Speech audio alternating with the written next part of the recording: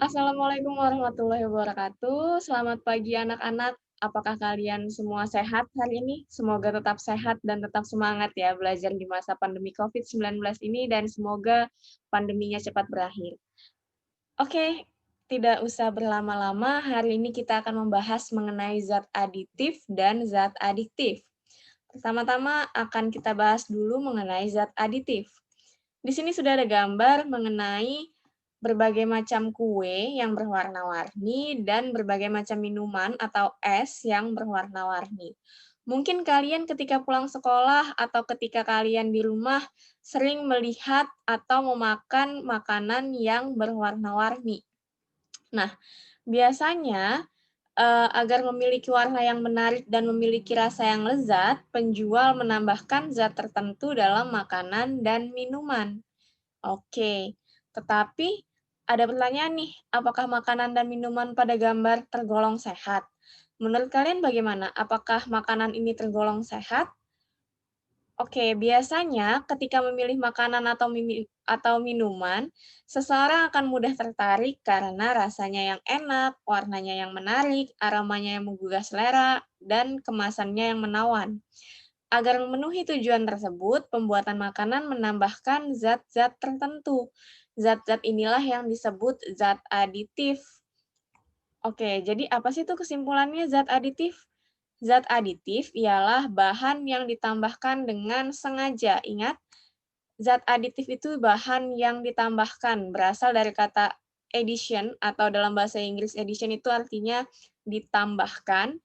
Jadi kalau dalam bahasa Indonesia, zat aditif itu ialah bahan yang ditambahkan dengan sengaja ke dalam makanan dalam jumlah kecil saat pembuatan makanan. Penambahan zat aditif bertujuan untuk memperbaiki penampilan, cita rasa, tekstur, aroma, dan untuk memperpanjang daya simpan. Oke, selanjutnya, zat aditif di sini dibagi menjadi 7 berdasarkan fungsinya. Ada apa aja sih sebenarnya zat aditif itu? Yang pertama, zat aditif itu ada pewarna, ada pemanis, ada pengawet, penyedap, pemberi aroma, pengental, dan pengemulsi.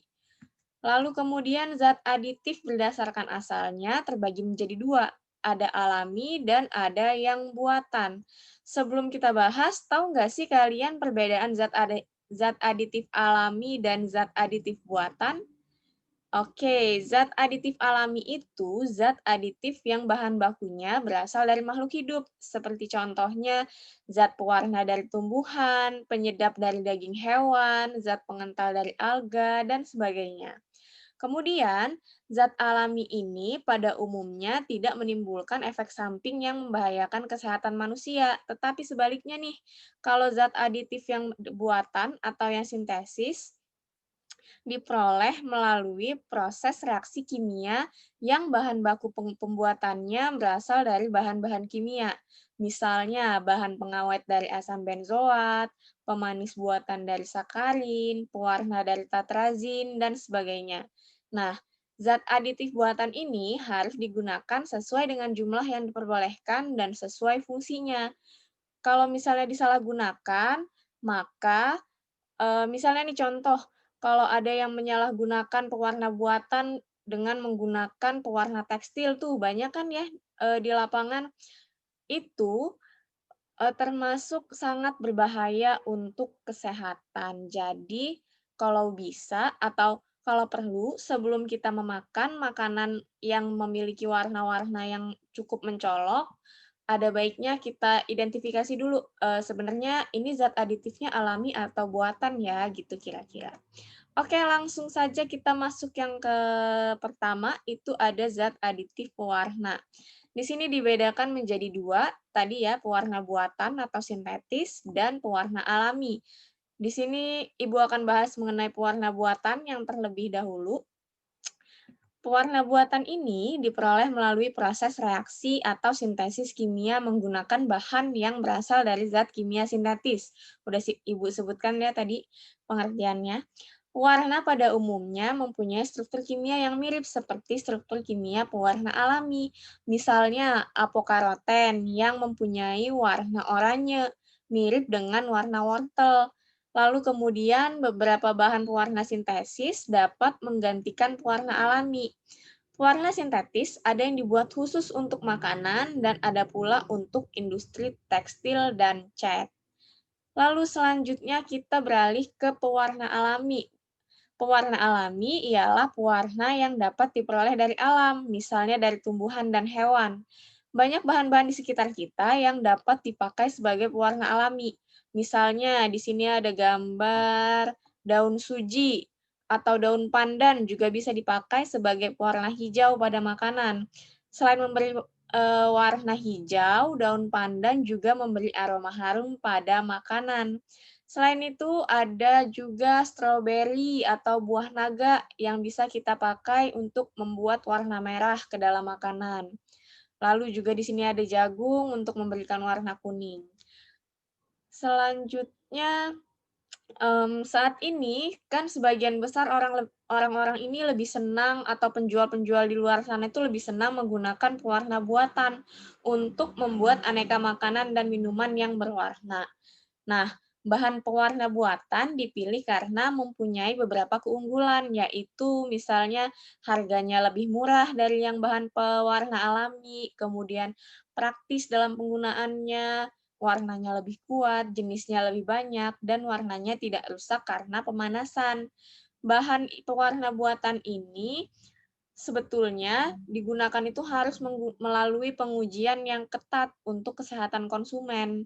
Pewarna yang telah melalui pengujian atau yang diizinkan pemakaiannya untuk makanan dan minuman dinamakan permitted color atau certified color. Oke, selanjutnya kita masuk ke zat aditif yang kedua, yaitu pemanis. Sama seperti pewarna tadi, di sini ada pemanis alami dan juga ada pemanis buatan. Di sini Bu ambil contoh, kalau pemanis alaminya di sini gula pasir, kemudian pemanis buatan atau sintetisnya itu ialah sakarin. Nah, pemanis alami umumnya digunakan untuk membuat rasa manis pada makanan dan minuman. Biasanya kita kalau sehari-hari untuk membuat teh atau membuat kopi, itu pakai gula pasir. Kemudian, penggunaan pemanis alami ini juga sama, perlu mengikuti takaran tertentu, tidak boleh lebih dari ambang batas. Pemanis buatan selanjutnya kita bahas yaitu yang sakarin. Mempunyai rasa manis hampir sama atau lebih manis dibandingkan gula pasir biasa atau dibandingkan dengan pemanis alami. Pemanis buatan dibuat melalui reaksi kimia tertentu sehingga dapat dihasilkan senyawa yang mempunyai rasa manis. Pemanis buatan ini dibuat dengan tujuan sebagai pengganti gula alami. Beberapa contoh pemanis buatan, contohnya itu selain sakarin itu ada siklamat, ada aspartam, dan kalium asesulfam, dan lain-lain. Nah, pemanis-pemanis ini mempunyai tingkat kemanisan lebih besar dibandingkan dengan gula pasir.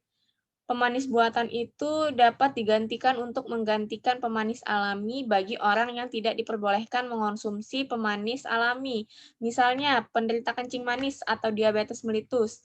Kan menggunakannya gulanya berbeda ya.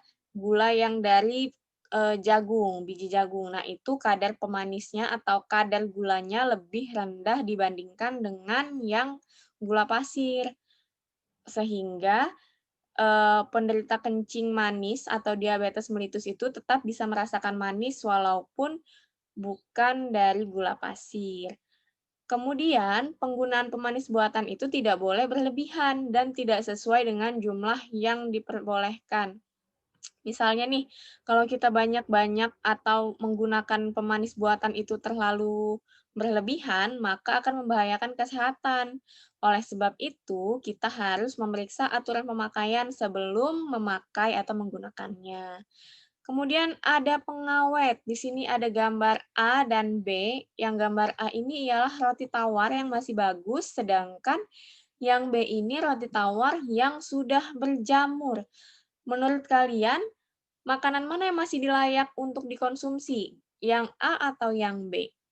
Pastinya jawabannya yang A ya, karena yang B ini tidak layak dikonsumsi karena sudah ditumbuhi jamur. Agar makanan tidak cepat rusak, karena tumbuhnya jamur, bakteri, atau mikroorganisme lain, makanan dapat ditambahkan bahan pengawet dalam jumlah tertentu.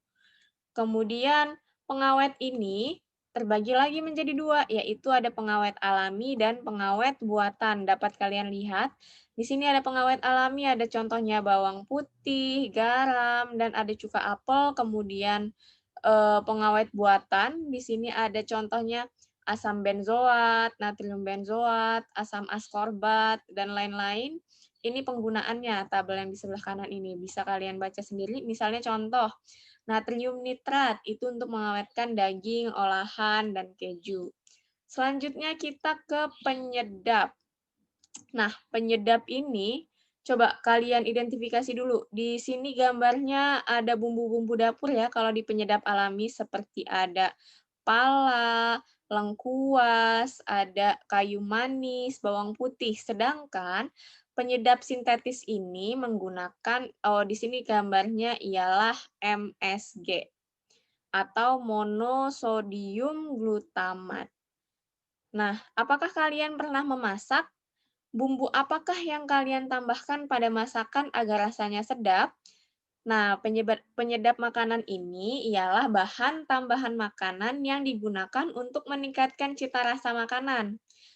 Yang seperti Ibu sebutkan tadi, penyedap alami bisa kalian lihat di gambar. Kemudian, selain penyedap alami, juga terdapat penyedap buatan, MSG contohnya di sini. Senyawa ini dibuat dari fermentasi tetes tebu dengan bantuan bakteri Micrococcus glutamicus. Banyak ahli kesehatan berpendapat bahwa penggunaan MSG yang berlebihan dapat menimbulkan penyakit yang dikenal dengan nama sindrom restoran Cina, dengan gejala pusing, mulut terasa kering, lelah, mual, sesak napas, dan lain-lain. Jadi, kita tidak boleh menggunakan penyedap sintetis dengan ambang batas yang berlebih. Nah, itu bakalan bahaya untuk kesehatan kita sendiri. Nah, hari ini Ibu akan memberi tugas setelah Ibu jelaskan tadi beberapa macam zat aditif. Sekarang kalian untuk tugas minggu depan, yaitu membawa minimal 5 jenis kemasan yang kamu sukai atau yang kamu sering makan deh, misalnya kayak mie instan, kayak kecap, saus, dan lain-lain, itu boleh dibawa. Kemudian, kalian membaca komposisi bahan makanan yang tertera pada bagian belakang kemasan tersebut. Kalau misalnya kalian balik kemasannya itu kan ada tulisan komposisi. Nah, di situ coba kalian tulis bahan aditif apa saja yang ada pada produk-produk yang kalian bawa.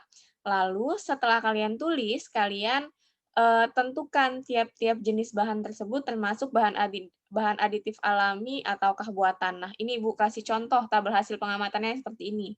Misal nih ada satu bungkus ciki atau Citos yang sering kalian jajan di kantin sekolah misalnya. Kandungan zat aditifnya apa ya yang ada di Citos, kemudian jenis zat aditif apa ya yang ada dalam satu bungkus Citos, lalu kemudian setelah ditemui kandungan dan jenis zat aditifnya, fungsi zat aditif juga kalian cari, apakah itu fungsinya sebagai penyedap, pewarna, pemanis, atau yang lain-lain. Demikian hari ini belajarnya, semoga kalian tetap semangat dan tetap, jangan ada rasa malas-malas, karena kalau misalnya kalian malas, jangan beralasan, "Bu, karena misalnya pandemi ini jadi, eee, tingkat, apa ya, tingkat untuk belajarnya itu tingkat semangat untuk belajarnya itu kurang, jadi jangan sampai gara-gara pandemi semangat belajar kalian jadi menurun." Kira-kira itu saja, jangan lupa tugasnya dikerjakan. Saya akhiri, wabillahi taufiq wal hidayah. Wassalamualaikum warahmatullahi wabarakatuh.